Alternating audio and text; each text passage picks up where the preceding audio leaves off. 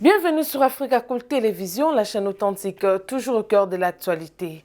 Mbote bandeko balandi mukolo ya lelo toyekolakisa bino lolenge kani Fondation Tona Chama Flore elongo na dynamique engagement conscient bayebaki na ko rendre hommage na mokonzi ya mboka Félix Antoine Tshisekedi Tshilombo lolenge kani ayebaki na kotia lisusu confiance pe ko bomba pene na ye mwana mboka Claude Ibalanki na milulu eye balengelaki mokolo ya lobi loleki 17 juin 2023 na district ya Funa. Epai wapi mwana mboka Tona Chama ayebaki na kosolola elongo na ba mama pe bilenge basi na tina ya kosensibiliser bango na maponami oyo ezali koya kaka na idéologie ya mwana mboka Claude Ibalanki ezali bongo ya kopesa mokonzi ya mboka Félix Antoine Tshisekedi Tshilombo majorité na domaine nyonso. Bolanda na micro ya Africa Cool Télévision.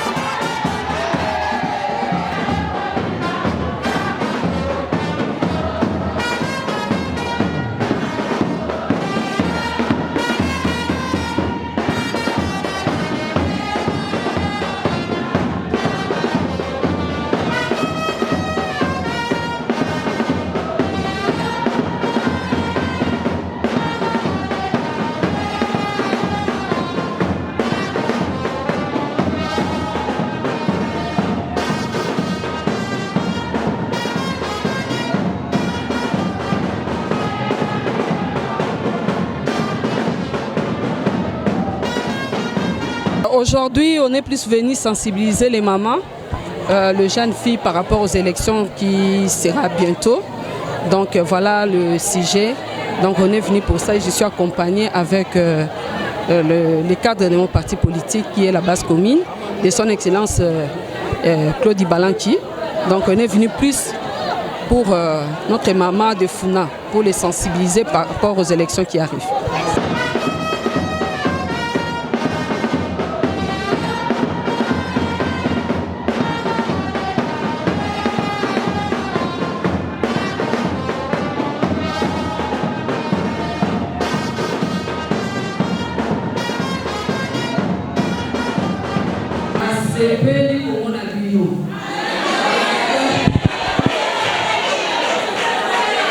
Vraiment merci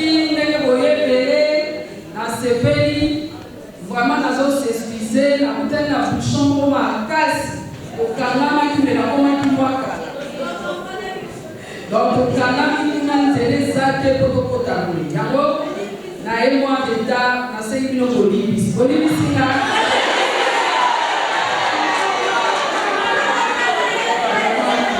Merci beaucoup. Merci. Lelo nalingaki na solola bino ke na singi bazaliawa bayebi vision na biso la kati ya ndenge ezali. Mais ezoki lisusu bayesika bayebi te. Na koparlement mokuse ezali nini? Dek ezali association nazwaki yango na ndenge ya promesse oyo asalaka nzambe. Donc ezali inspiration. Na mandat na beka ko expliquer un peu na circonstance nini oyo esalaki to sa l'association au desade longo et outil pété par nzambe.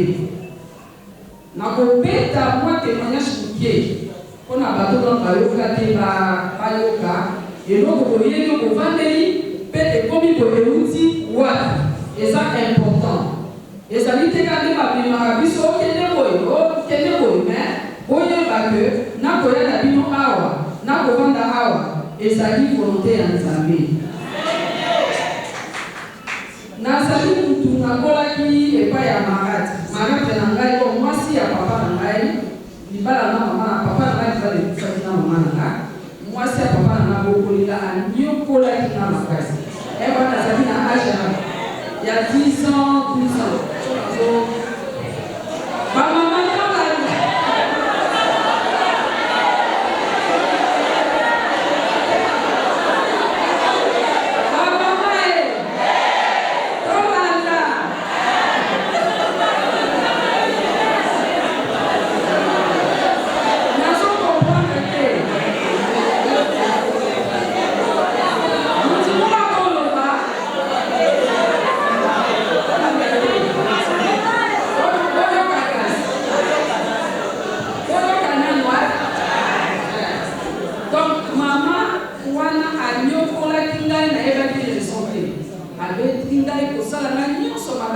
ça. Alors, papa n'a pas militaire, il y a militaire, qui sont en moi. Dans mon cas, moi, j'ai dit, hier, maman m'a excusé pour ma yomère, pour l'Église, et ça va bien sauter, ma cas exceptionnel les années. Ça qui nous yo. Alors, sauf que tu vas être pas pour nous, et ça nous cicatrice avec une mutation. Ouais. Si quoi, n'a pas beaucoup la main, pour nous, pour la main, pour nous souvenir, on va décider. À suivre la chaîne à un camion, à quel moment on a un bon canard, on a 100 babayomé. Ainsi, babayomé, ça. Samba mnene na mayo to komi na samba wana abwaki la kuna en fait atiki na mboka wana akei aisi de lona mobali bakota na samba basino toke na samba na katikati ya samba ndio lona mobali atiki na lobi mama zela watozoya alimu na tika linga moko na samba webi samba bayo meteke za ozo na kibosote ozo na simate ozo na motivité na tika linga moko na zo balenga osala ezate molili na zo basika kokende na koluka na sala ndenge nini na zo ba ando kwa moto zaki na kewa na okimba moko eloko mona lokolo chako swingai alors quand le swingai lokolo na ekomi paralysé par moko alors abandi kogala na bati kolia osungai na zo kufa na zo kezo mata dans un lokolo matamale malé alors bakati akokanga na yeba ki pete na zo kanga kapona na ezali na kufi déjà après na yeko bakanga mungabi anza suko suko existaka solo bimisa na place oyo soki na komi bien ndapena kosunga bao baza na place alors tant na sisi koloba boye na moni ba chasseur moko balobi nani nazokanga bingai ngai alobi kaka kuna toyoka osikozali kotikale nazokanga kaka nazokanga ti bazolanda mwana nga ti bakokisika nazalaki nde batali boba ya ezali okasio moko akati chemise akani ngai bamemi nga boti na zamba na village chef ya village abandi kosoigne ngai abeli nga na venin na monoko abimisi donc pasi ezalaki makasi donc moi, dans le témoignage, je n'ai pas si à moi. Sur la vie, on a gagné ce tour-là. Alors, en fait, on a pas si loin, nous avons soumis l'Haïti, nous avons dit problème, maman a voté na kasaki ya kufaki, aye ko lukangai, na ye ko zonga, et puis, na balamoko na nomé na pasi, nous avons élevé na balamoko. Alors, quand on a commis beaucoup pour se souvenir, na oyo ngana lobaka na nzambe na zamba. Na bi nzambe na lobaka na yote soki na commis malamu na musuka wa baza na kasi. Sikoyo esengeli na sa nini na sa.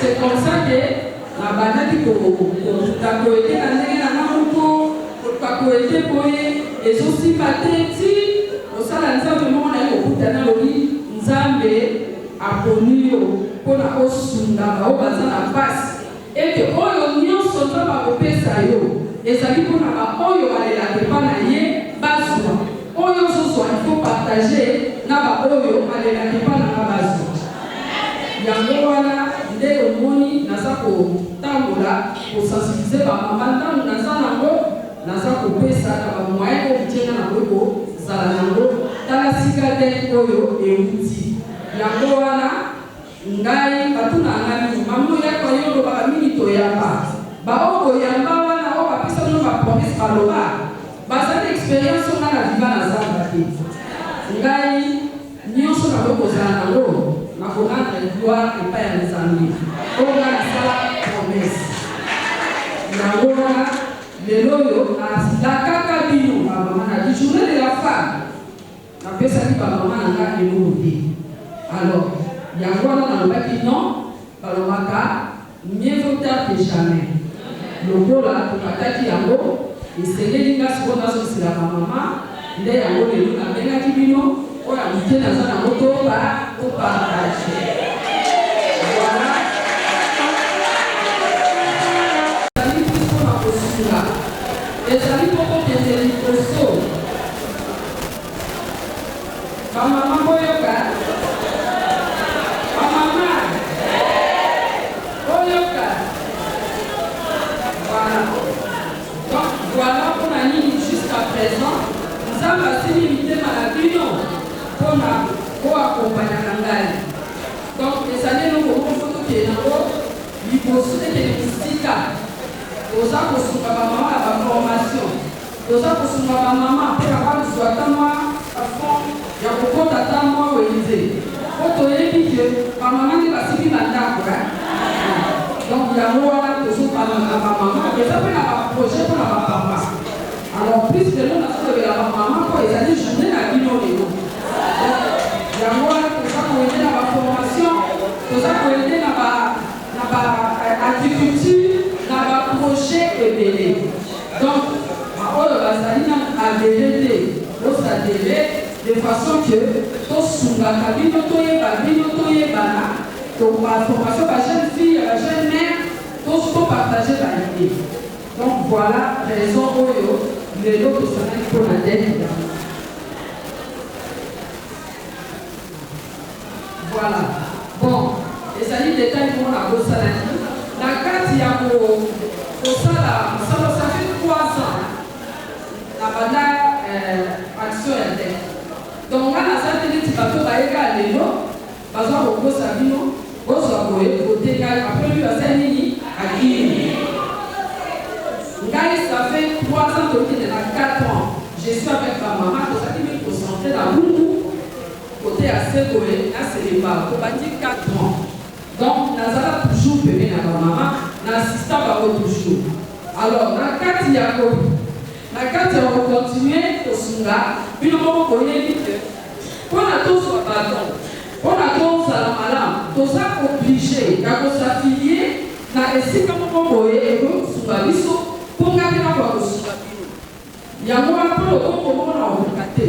On a qui obligé, il y a qu'on s'affilier, il y a qu'on le baguette, il faut la coma, la postuler de façon que na Sunga à maman en totalité. Par contre, on peut s'abîmer à la qui m'a donné la comme bébé.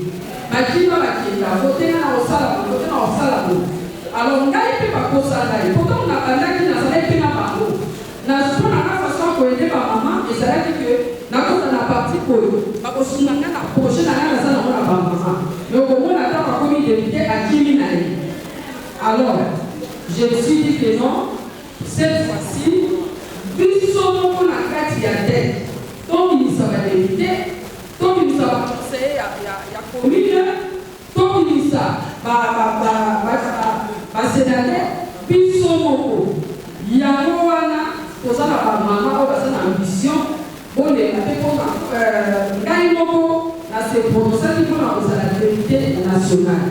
La salle on a pour sa vision, on a la carte, parce que il y a donc, la place on a insisté, les différents, voilà pourquoi à Télévi, ça va se sur place, à partir de la contact qui n'aille. Oh, maman, mais, la soupe, nous avons dit au soupe, nous avons dit ambassadeur itinérant et chef de l'État. Il fallait passer à la mission à Wadelo, mais quand on reportait, il pense que il fallait qu'on soit à les 11. Mais on va changer qui date de 17. Et ça a dit que le chef de l'État a venu à la à s'excuser à l'ONU prochainement à cause de la Guinou à mon ami. Azali, chef itinérant et chef de l'État, n'a parti n'a pas venu grosse commune. Donc, parti voilà, et ça pour répondre, n'a pas parlé de pas contacter les autres répondre, n'a pas besoin pour avoir intérêt à la vie. Parce qu'il y a un robot qui n'a pas dit ma à ça pour dire ma vision autre ça n'a pour appeler ma maman. C'est-à-dire, n'a pas papa, n'a pas jeune, il y a sur la centre de la population, il y a compris ça va jeune, ça va, il y a compris ça va maman. Par contre, à la cohésion, on a des plutôt on ça va qu'on s'habille dans la t-shirt télé. Pour qui nous aujourd'hui, la journée t-shirt, t-shirt mon corps. Et ça, on a construit par 3 $, 4 $. Mais nous, on peut s'y voir à ce moment 21 000 $. Pendant 5 ans. Mais à Tika, il y a au monde la vie de nous avons un problème. Donc, parce qu'il y a une système, là, on peut la savoir victime. Alors, cette fois-ci, puisqu'on a la dette, donc il m'a rapporté, on a pour la prochaine action réalisée. Maman, nous avons la possibilité, il y a dans moi activité, moi formation, moi l'innovation, moi sur ça, maman sous pas dans la parole sur ça. Ça l'objectif de ça, il y a gagner à 10 000. En début de supervision, il y a un petit na partie na yo papeli cause commune. Yébe azambe aïe nzambe azambe tutaza kosange la vie. Tout à l'heure, délégation na et ça azambe bloqué dans le champ. Mais le gouvernement au monde a passé déjà dans le terrain parce qu'il y a peut-être pas moyen pour le cas où il y a cette unité. Au monde a l'air sous pas moyen à passer dans le terrain à passer. Donc voilà. Et donc, on a un ex-abino, Yango Wana.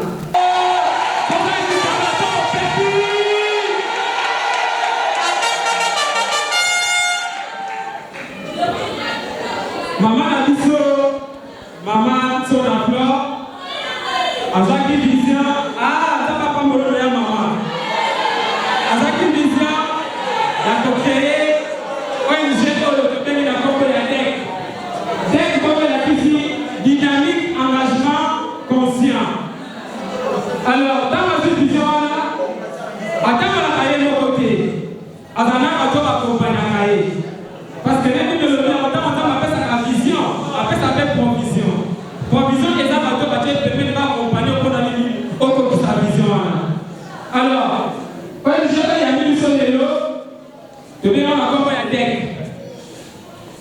La DEC, toi, la hiérarchie, on a hier autorité. C'est ça qui est la partie politique, autorité morale, c'est ça qui est la partie politique. Mais le point de vue, on a ONG de devenir coordonnatrice. Depuis coordonnatrice, parce que ça va en masse. Coordonnatrice, la mission de la ONG, et ça, comme maman, sur la chambre, Florentine, tu as besoin de la bébé,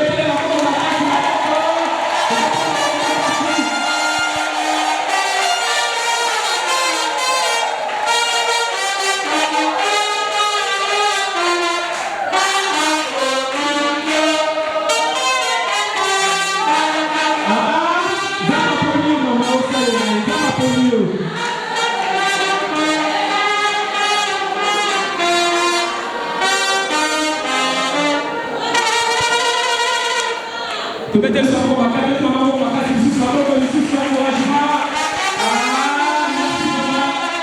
Merci Nadino, merci beaucoup Nadino, la petite chanteuse Nadino. Au thème pour moi, maman. Merci maman. Alors maman est dans la commune de mon côté. Azana mon côté à la maquette à Sima. Au côté du coordonnateur adjoint. Et ça pour la commune à docteur Jansi, ma voix est à docteur Jansi, qui est au téléma. Maman a eu, je vais te faire pour ma carte.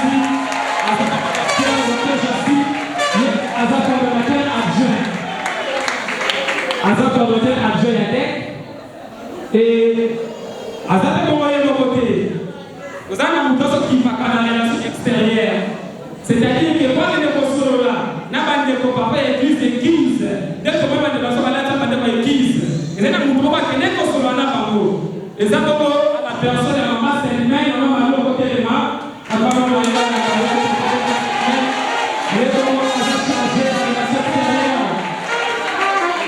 on va changer de la extérieure. Attends, on va aller de côté. Alors, dès que côté de soi, maintenant, nous pouvons qu'on a abordé. Parce que nous allons beaucoup. Des bases comme notre jeune frère et camarade, pour souligner l'ancien à côté de moi, avec le grand mot d'ailleurs, il était à ce moment adjoint à maman Sénégal à maman.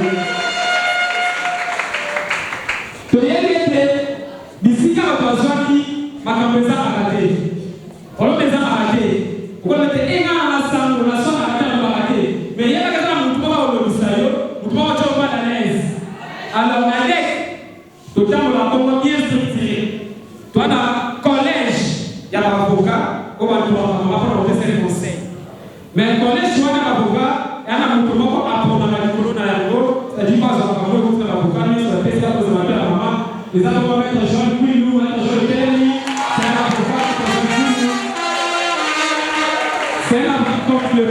comme je viens de dire là, ce dernier courage à maman, c'est plus que rempli de jeunes.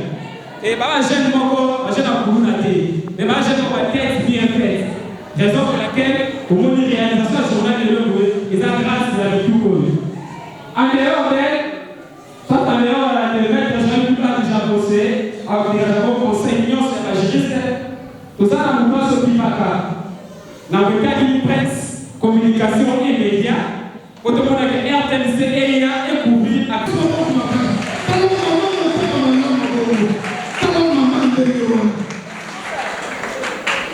Vraiment, ton équipe peut passer dans le moment là-bas. Ton yoga, si tu as dit du royaume, tu s'en as dans le compte de ton pays là-bas, mot de circonstance. Ton pays là-bas, mot de circonstance. Bon mot, tu as dit ton pays là. Tu as dit ton pays là. Jeune fille là, pour la famille maman, à côté de sa mission, mot de circonstance. Toyo Mati na nini, oyo tosanani, lelo na oyo sika. Ndele tozali kobenga, jeune fille na biso, maman na biso, à la personne, il y a Zé, Grandi, Saka, pendant qu'elle arrive, sous vos applaudissements, peut-être que je le montre, maman Saka, on va dire au plus tard.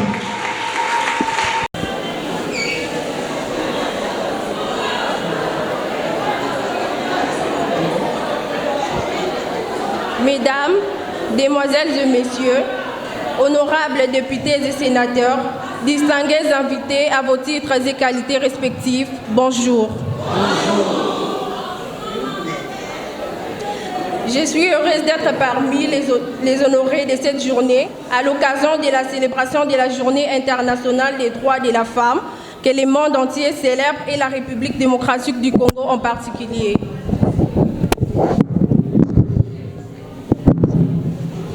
Nous vous remercions tous et toutes d'avoir répondu si nombreux à notre invitation. Nous avons voulu réunir en prélude au mois de la femme pour ces moments privilégiés de convivialité et d'échange. Des femmes de la structure dynamique Engagement Conscient, DEC en sigle, une structure à caractère social spécialement dans la prise en charge de personnes vulnérables. L'autonomisation de la jeune fille et fille-mère, la formation et réintégration de deux œuvrés, et j'en passe. Je remercie également la coordonnatrice de la structure à la personne de Madame Flore Tsona Nzama pour la mise en place et la réalisation de cette œuvre salvatrice qui nous réunit en ces jours.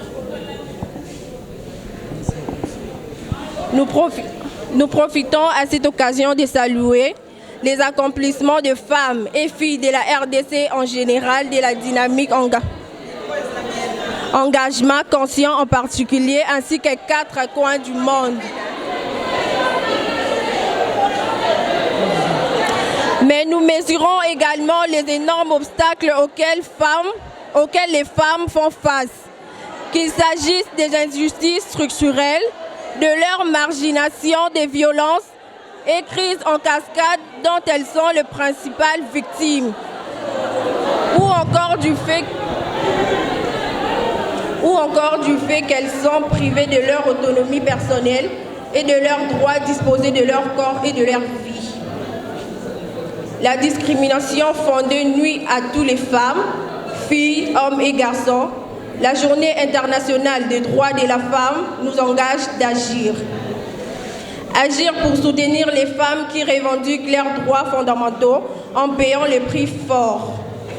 Agir pour renforcer la protection contre l'exploitation et les atteintes sexuelles dont les femmes de l'Est de la RDC subissent du jour le jour.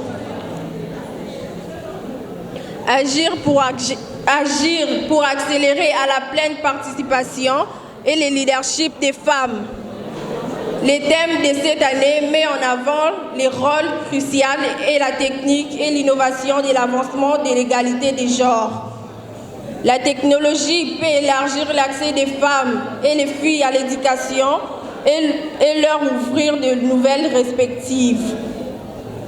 Mais elle peut aussi utiliser pour amplifier les abus et la haine. Aujourd'hui, les femmes représentent moins d'un tiers des personnes travaillant dans le domaine des sciences, la technologie, l'ingénierie et l'entrepreneuriat. Or, sans une représentation suffisante des femmes lors de leur mise au point, les nouvelles technologies peuvent dès le départ contenir en elles les germes de la discrimination. Ensemble, œuvrons main dans la main avec les gouvernements, le secteur privé et la société civile pour bâtir une société inclusive, juste prospère au bénéfice des femmes, des filles, des hommes et des garçons de la RDC. Que vive la femme, que vive le président de la République, que vive la RDC, je dis et je vous remercie.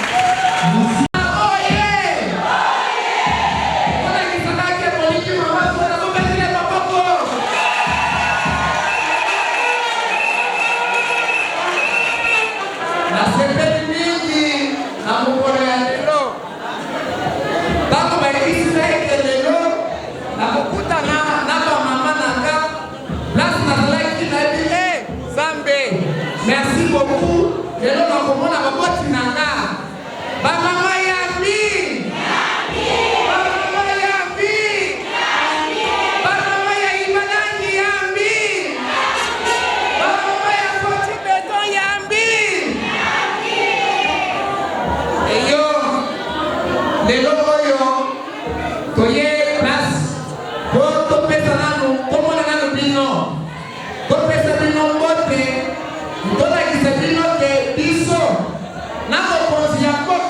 Félix Antoine Tshisekedi Tshilombo, l'autorité morale na biso Claude Ibanaki Ekolomba, toza na Komoko pour accompagner Maman Sona, député na biso national ya awa.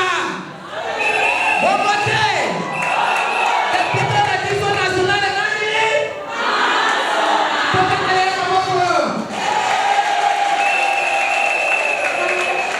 Voilà. Membre ya parti politique cause commune. Cause commune eliki elobaka mboka na biso eza cause commune na biso. Il faut tosala po mboka na biso ekendeli liboso. Po mboka ekendeli liboso esengeli tozala na bamama oyo bakote ya biso bakolakisa biso nzela ya kotambola. Mama nde apesa na conseil ya bien. Yango nde balobaki éduquer une femme, c'est éduquer toute une nation. Sans mama tokoloba makambo ya mboka te. Yango nde tozoloba lelo biso nyonso bokuti pa bino. Bino nde boboti biso. Bino nde boboti Mama Sona. Bino nde lisusu bokopesa ye kompozi. Bongo te. Mais na kati na parti na biso ya cause commune. Na président na yango monsieur Olivier Bitumba, na autorité morale excellence Claude Ibanaki Ekolomba, aza ambassadeur itinérant ya chef de l'État. Bongo tozolo bokoyi. Bato oyo mosusu aya koyebisa bino makambo songolo makambo bokana na nja. Moto na biso toyebi awa eza kaka Mama Sona. Mama Sona. Mama Sona. Nde mama na biso. Oyo telema maboko.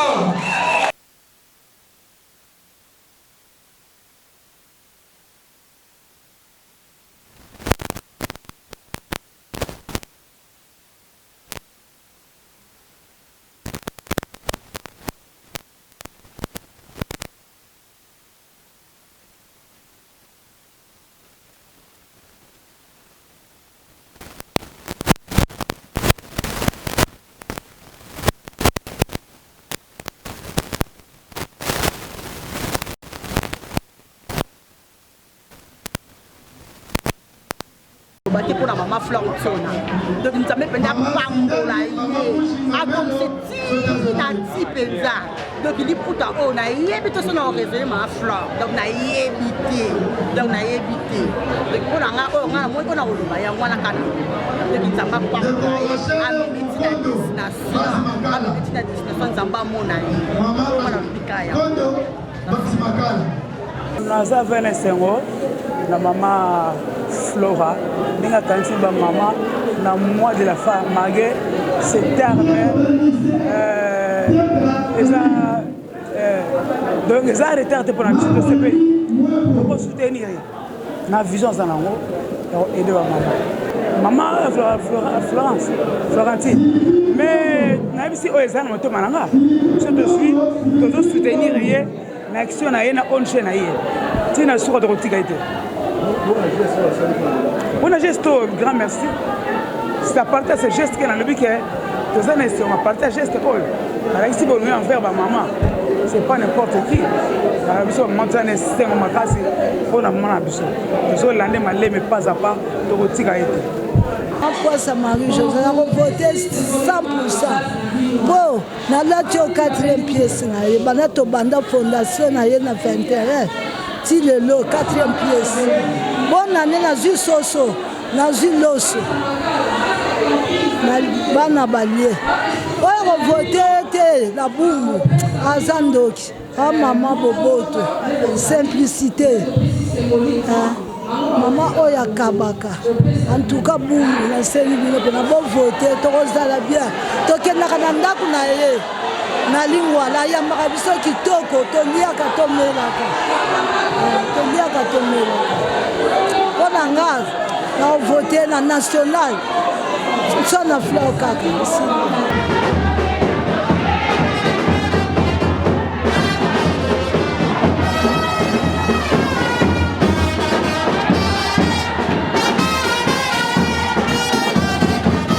Aujourd'hui, on est plus venu sensibiliser les mamans, les jeunes filles par rapport aux élections qui sera bientôt. Donc voilà le sujet. Donc on est venu pour ça et je suis accompagnée avec le cadre de mon parti politique qui est la base commune de son excellence Claude Balanki.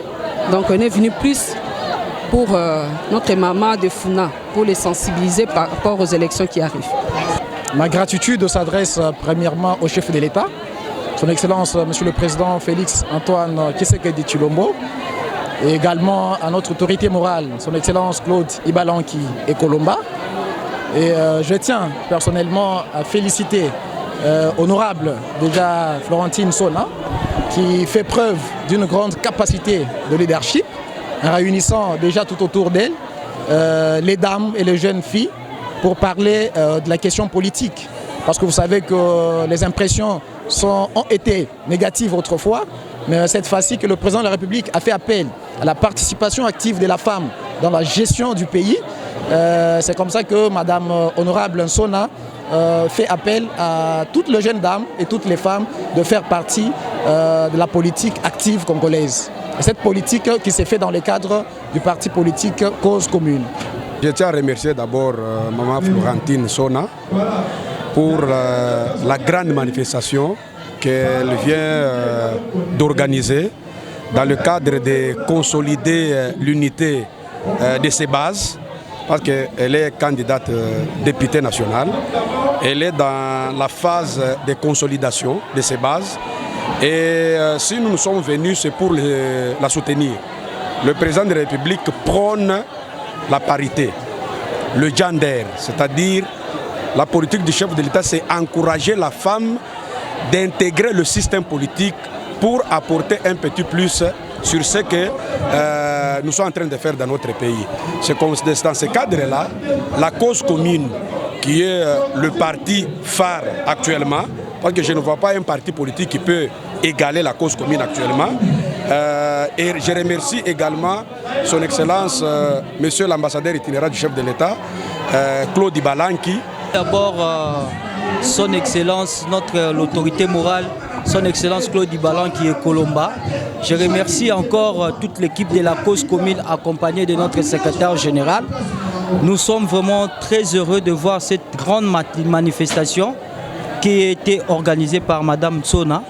Vraiment, c'est comme le mobilisateur vient de dire. En tout cas, cause commune, la machine est en marche. Et je vous assure que Funa est entre le maître de cause commune. Africa cool, et abena cool, Africa cool, abena cool, le quoi cool matopi. Après toujours,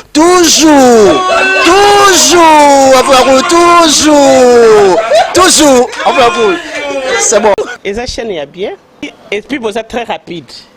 Et ça très rapide. Et ça chaîne mon co, bah quoi ça a bien confiance. En tout cas, nous avons na bato oyo nanu ba souscrire te bazwa. Donc, eza vraiment net oyo ba lobakaki boka lelo, lamba lelo, lia lelo. Vous voulez le Congo pour que le Congo devienne cool, pour suivre les cool analyses, alors revenez et abonnez-vous massivement. Bobozana Moana, massivement. Alors beaucoup de gens ils pensent que l'Afrique cool donne l'information en temps réel.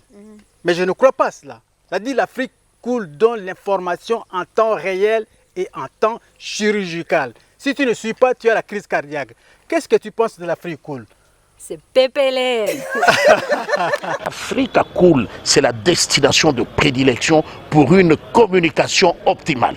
Longo Dianabino Mama. Africa Cool Télévision est une chaîne qui est en train de réunir toutes les tendances. Voilà. Donc les chrétiens s'y retrouvent, les païens s'y retrouvent, les politiciens s'y retrouvent, les femmes ménagères s'y retrouvent. Donc eza eloro na biso to sepela ranango yango chaque fois son aye na Kinshasa, il faut namona Africa Cool. Yo moni ba chaîne oza impartial. Le rôle de Babino, vous méritez le soutien de la population ainsi que des institutions compétentes. Je vais placer un petit mot par rapport à la récompense Oyo. Ah, je félicite très sincèrement Africa Cool. Voilà. Je n'avais pas opéré le mauvais choix. Voilà. J'avais recommandé, je me rappelle que je disais que c'était une destination de prédilection pour une communication optimale d'excellence. Voilà. Nazanga Mogotala. YouTube yemoko à reconnaître que napona qui m'a bêté. Au moni ba choix to salaka, ba réflexion to salaka. Tikala kaka abonné à Africa Cool. Tikala comme ça to partage ka. Bravo Africa Cool. Merci beaucoup. Bravo Bino, mutubo s'abonner parce que trophée Ezali ya Bino, Ezali partagé. Voilà. Moi je me sens aussi copropriétaire, il y a prix Oyo. Voilà. Bravo Africa Cool. Merci beaucoup.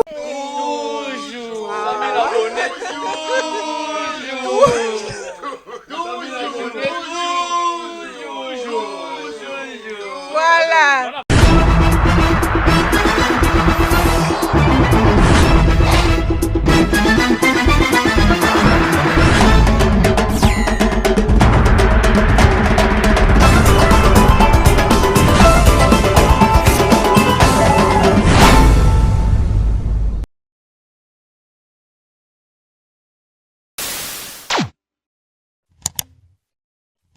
Africa cool, et abena cool, Africa cool, abena cool, le quoi cool matopi.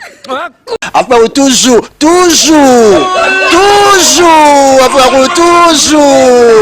toujours, après c'est bon. Et ça chaîne est bien. Et puis vous êtes très rapide.